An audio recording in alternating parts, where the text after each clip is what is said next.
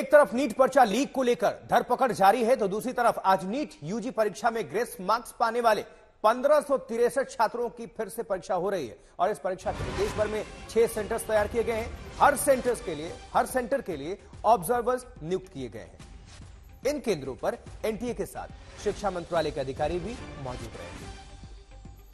NEET UG पर्चा leak मामले की जांच अब सीबीआई को सौंप दी गई है। सीबीआई जांच करेगी। उधर आज होने वाली नीट पीजी की परीक्षा भी स्थगित कर दी गई है। यह परीक्षा आज होने वाली थी।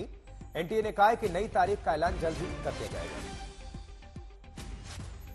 4 तस्वीरें आपको हम दिखा रहे हैं। 1563 छात्र जिनको ग्रेस मार्क्स दिए गए थे उनको फिर से परीक्षा देनी पड़ रही है और री एग्जाम हो रहा है। इसके लिए बाकायदे देश भर में 6 सेंटर्स तैयार किए गए हैं जहां पर लगातार मॉनिटरिंग होगी और यह परीक्षा दोपहर 2 बजे से लेकर शाम 5:20 तक होगी।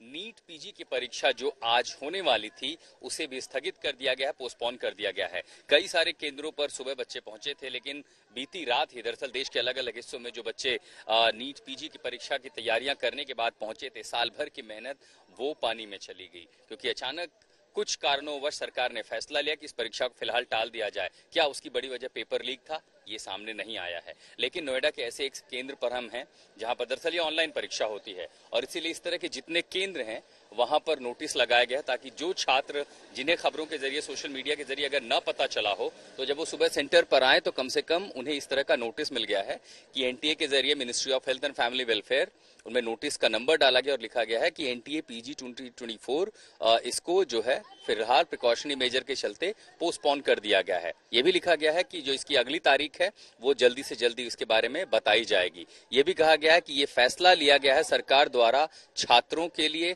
और परीक्षा की जो शुद्धता है, जो सैंक्टिटी है, उसके लिए, उसको देखते हुए कि उसके हित में ये फैसला लिया गया है। और जाहिर है जो आखिरी भाषा होती है वो भी यहाँ पर लिखी गई है और इस तरह के जितने केंद्र हैं वहां पर ये नोटिस लगाए गए उन छात्रों के लिए। अब आप समझिए, सबसे पहले 24 लाख छात्र, उसके बाद जो नेट के परीक्षा थे उसको स्थगित किया जाना, अब नीट पीजी। गुस्सा जरूर है, नाराजगी है और सबसे पहले नीट की जो नाराजगी छात्रों की 24 लाख की है उसके चलते सीबीआई जांच के भी आदेश दे दिए गए हैं। बिहार ईओयू इस मामले में पहले ही जांच कर रही है और अब एक और परीक्षा का टाला जाना, रद्द किया जाना जरूर एनटीए और इस पूरी प्रक्रिया शिक्षा व्यवस्था पर गंभीर सवाल खड़े कर रहा है। नोएडा से शगुन भारद्वाज के साथ में आशुतोष मिश्रा, आज तक।